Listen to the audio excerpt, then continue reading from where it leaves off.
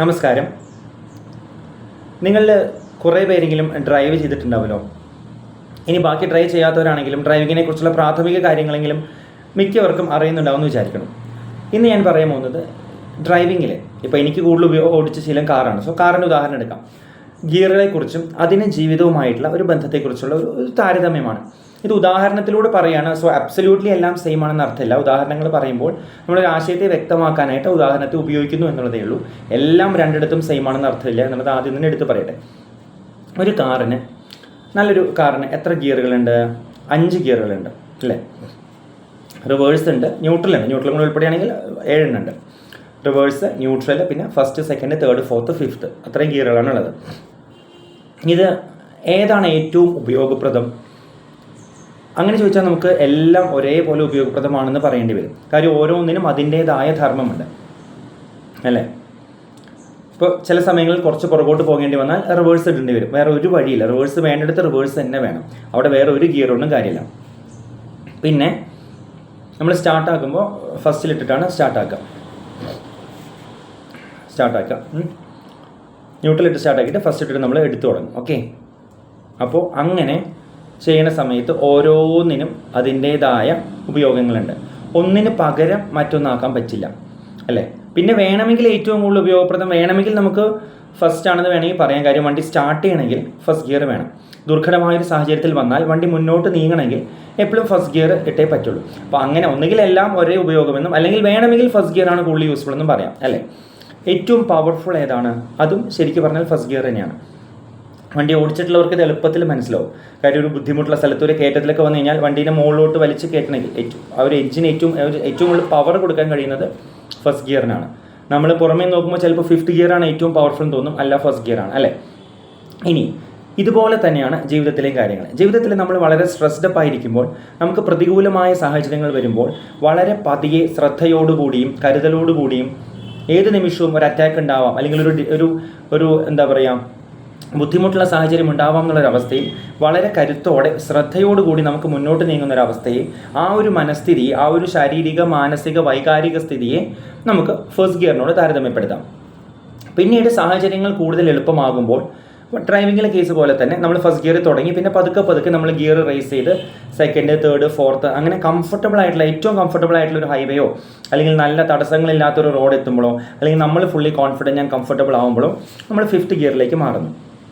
ഇതുപോലെയാണ് ജീവിതത്തിലും. ബുദ്ധിമുട്ടുള്ള സാഹചര്യങ്ങൾ വരുമ്പോൾ നമ്മൾ ഇത്തിരി റിസർവ്ഡ് ആയിട്ട് പതുക്കെ ശ്രദ്ധയോടെ പോകുന്നു. സാഹചര്യങ്ങൾ കൂടുതൽ എളുപ്പമാവുന്നതിനനുസരിച്ച്, പുറമേ ഉള്ളതും അകത്തുള്ളതുമായ സാഹചര്യങ്ങളും നമ്മുടെ മനസ്ഥിതിയും എല്ലാം ബെറ്റർ ആവുന്നതിനനുസരിച്ച് നമ്മൾ നമ്മുടെ വേഗത കൂട്ടുന്നു അല്ലേ? ഇവിടെ ഒരു വണ്ടിക്ക് എങ്ങനത്തെയുള്ള ഡ്രൈവിംഗ് ആണ് ഏറ്റവും നല്ലത്? വണ്ടി ഓടിച്ചിട്ടുള്ള എല്ലാവർക്കും അറിയാം. ഒരു 40 മിനിറ്റ് ഡ്രൈവ് ആണെങ്കിൽ കൂടുതൽ സമയം അല്ലെങ്കിൽ അധിക സമയവും ഹയർ ഗിയേഴ്സിൽ, 4th, 5th ഗിയേഴ്സിൽ പോകാൻ കഴിഞ്ഞാലാണ് അതൊരു നല്ലൊരു ഡ്രൈവിംഗ് എക്സ്പീരിയൻസ് എന്ന് പറയാൻ പറ്റുള്ളൂ അല്ലേ? കാര്യം നമുക്ക് സ്റ്റാർട്ട് ചെയ്യാനും എല്ലാം ഫസ്റ്റ് ഗിയർ എല്ലാം വേണമെങ്കിലും നമുക്ക് യാത്രയിൽ ഉടനീളം ഫസ്റ്റ് ഗിയറിലോ സെക്കൻഡ് ഗിയറിലോ അങ്ങനെ ലോവർ ഗിയേഴ്സിൽ പോകേണ്ടി വന്നു കഴിഞ്ഞാൽ അതൊരു ഡിഫിക്കൽട്ട് യാത്രയായിരുന്നു. ആ യാത്രയിൽ കംഫർട്ടബിൾ ആയിട്ടുള്ള ഇടങ്ങൾ കുറവായിരുന്നു. കൂടുതൽ സമയത്തും നമ്മൾ സ്ട്രെസ്ഡ് അപ്പ് ആയിരുന്നു എന്നാണ് അർത്ഥം അല്ലേ? ഇതുപോലെയാണ് ജീവിതവും. ജീവിതത്തിൽ ദുർഘടമായ സാഹചര്യങ്ങളെ നേരിടേണ്ട അവസരങ്ങൾ വരാമെങ്കിലും ഒരു ലോങ് ലൈഫിൽ, അതിപ്പോൾ റിലേഷൻഷിപ്പോ ഏത് ജോലിയോ എവിടെയോ ആവട്ടെ, കൂടുതൽ സമയവും നമ്മൾ സ്ട്രെസ്ഡ് അപ്പ് ആയിട്ടുള്ള ലോവർ ഗിയേഴ്സ് അല്ലെങ്കിൽ സ്ട്രെസ്ഡ് അപ്പ് ആയിട്ടുള്ള മെൻറ്റാലിറ്റിയിൽ ഇരിക്കേണ്ടി വന്നു കഴിഞ്ഞാൽ that's not a comfortable drive, relation or job അല്ലേ? അപ്പോൾ അങ്ങനെ വന്നു കഴിഞ്ഞാൽ നമ്മൾ എന്താണതിൽ നമുക്ക് തിരുത്താൻ കഴിയുന്നതെന്ന് നോക്കണം. ഇപ്പോൾ ചില സാഹചര്യങ്ങളിൽ ഇൻബിൽറ്റ് ആയിട്ടുള്ള പ്രശ്നങ്ങളാണ്, നമുക്ക് തിരുത്താൻ പറ്റില്ല. ഇപ്പോൾ നമ്മൾ താമരശ്ശേരി ചുരത്തിൽ കൂടി ഡ്രൈവ് ചെയ്യാണ്, അല്ലെങ്കിൽ നമ്മുടെ നെന്മാറ, നെല്ലിയാമ്പതി വഴി കൂടി ഡ്രൈവ് ചെയ്യുകയാണെങ്കിൽ അവിടെ നമുക്ക് ഫിഫ്ത്ത് ഗിയറിൽ പോകണമെന്ന് പറഞ്ഞാൽ നടക്കുന്ന കാര്യമില്ല. ഇൻഹറൻലി ഇൻബിൽറ്റ് ആയിട്ട് കുറച്ച് ടഫ് ടെറൈനാണ്. അവിടെ നമുക്ക് ഉള്ളത് മാക്സിമൈസ് ചെയ്യാൻ മാത്രമേ പറ്റുള്ളൂ. എന്നാൽ നേരെ മറിച്ച് ഒരു നല്ല ഹൈവേ ആണെങ്കിൽ അവിടെ നമുക്ക് ചെറിയ ഗിയറുകളിലാണ് പോകേണ്ടി വരുന്നതെങ്കിൽ നമ്മുടെ വണ്ടിക്കോ ഹൈവേക്കോ നമ്മുടെ ഡ്രൈവിംഗ് രീതിക്കോ, അതായത് അകത്തോ പുറത്തോ ഉള്ള എന്തൊക്കെയോ കാര്യങ്ങൾക്ക് പ്രശ്നമുണ്ട്. അത് തിരുത്താവുന്നതാണ്. കാര്യം അവിടെ ആ ഹൈവേക്ക് ഇൻഹറൻ്റ് ആയിട്ടുള്ള പ്രശ്നമില്ല അല്ലേ? ഇതെല്ലാം ജോലി, ജീവിതം, റിലേഷൻ എല്ലാത്തിനോടും ചേർത്ത് വായിക്കണം.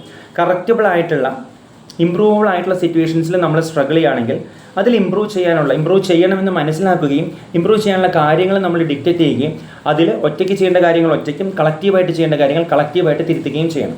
ഇതൊക്കെ വേണമെങ്കിൽ ആദ്യം നമ്മൾ എങ്ങനെയാണ് ഡ്രൈവ് ചെയ്യുന്നത്, നമ്മൾ വേണ്ട രീതിയിൽ ഗിയറുകൾ ഉപയോഗിക്കുന്നുണ്ടോ, കൂടുതൽ സമയം കംഫർട്ടബിൾ ഗിയേഴ്സിലാണോ നമ്മൾ ഡ്രൈവ് ചെയ്യുന്നത് എന്നുള്ളത് സ്വയം നോക്കേണ്ടി വരും. എസ്പെഷ്യലി ഇൻട്രൻസിക് ആയിട്ടുള്ള കാര്യങ്ങൾ മറ്റൊരാൾക്ക് നോക്കിത്തരാൻ പറ്റില്ല. അപ്പോൾ എപ്പോഴും നമ്മുടെ ഉള്ളിലേക്ക് നോക്കുക, നമ്മൾ എങ്ങനെയാണ് നമ്മുടെ ജീവിതം ജീവിച്ച് തീർക്കുന്നത്, എപ്പോഴും സ്ട്രെയിൻഡ് ആയി ഇനീഷ്യൽ ഗിയേഴ്സിലാണോ അല്ലയോ എന്നുള്ളത് അല്ലേ. സ്ട്രെസ്സുള്ള സിറ്റുവേഷനിൽ നമുക്ക് 5th ഗിയറിൽ പോകണമെന്ന് വെച്ചാൽ നടക്കില്ല, വണ്ടി ഓഫ് ആവും. നേരെ മറിച്ച് നല്ല ഹൈവേ കൂടി നമ്മൾ 1st ഗിയറിൽ പോയി കഴിഞ്ഞാൽ അത് വണ്ടിക്ക് കേടാണ്, ആ യാത്ര ഒട്ടും സുഖകരമാവില്ലേനും. അപ്പോൾ സാഹചര്യങ്ങൾ അനുസരിച്ച് വേണ്ട ഗിയറുകൾ ഉപയോഗിക്കാൻ ഡ്രൈവിങ്ങിലും ജീവിതത്തിലും പഠിക്കണം. അതൊരു ലൈഫ് സ്കില്ലാണ്.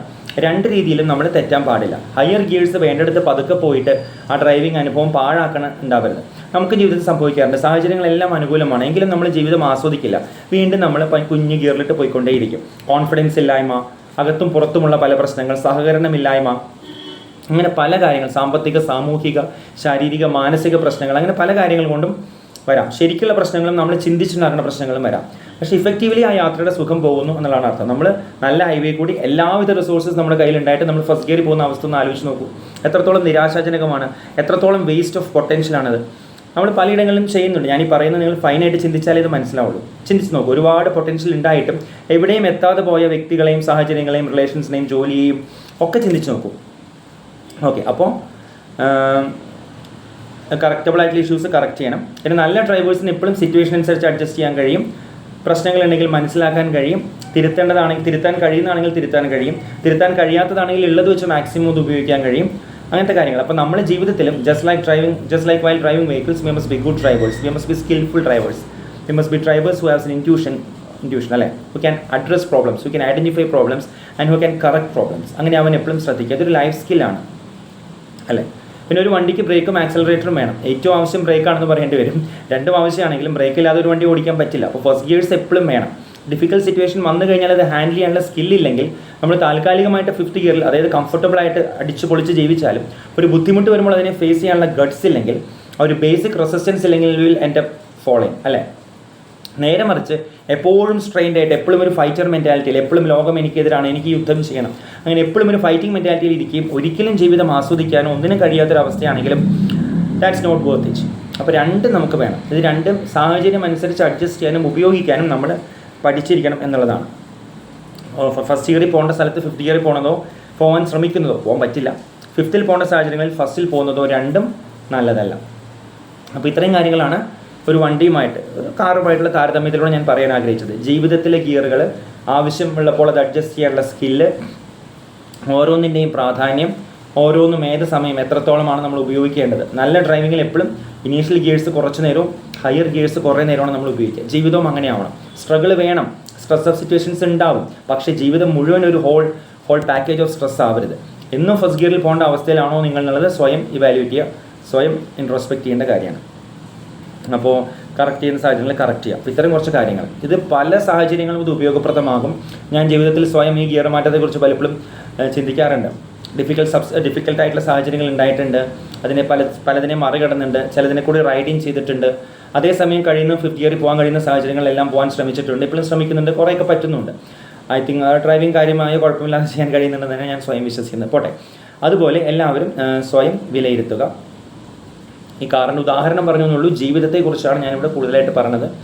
ശ്രദ്ധിച്ച് കേൾക്കുക, സ്വയം ആലോചിക്കുക. നമ്മുടെ വണ്ടി, നമ്മുടെ ജീവിതമാവുന്ന വെഹിക്കിൾ ശരിയായ രീതിയിൽ സ്കിൽഫുള്ളായിട്ട് മനോവർ ചെയ്യാനും ഡ്രൈവ് ചെയ്യാനും നമുക്ക് ഓരോരുത്തർക്കും കഴിയട്ടെ.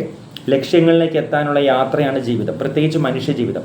ആ ലക്ഷ്യങ്ങളിലേക്ക് സുഖകരമായ, സ്റ്റേബിളായിട്ടുള്ള, സാർത്ഥകമായ ഒരു യാത്ര, ഒരു ജേണി നടത്താൻ നമുക്ക് എല്ലാവർക്കും കഴിയട്ടെ എന്ന് ആശംസിക്കുന്നു, ആഗ്രഹിക്കുന്നു, പ്രാർത്ഥിക്കുന്നു. Thank you.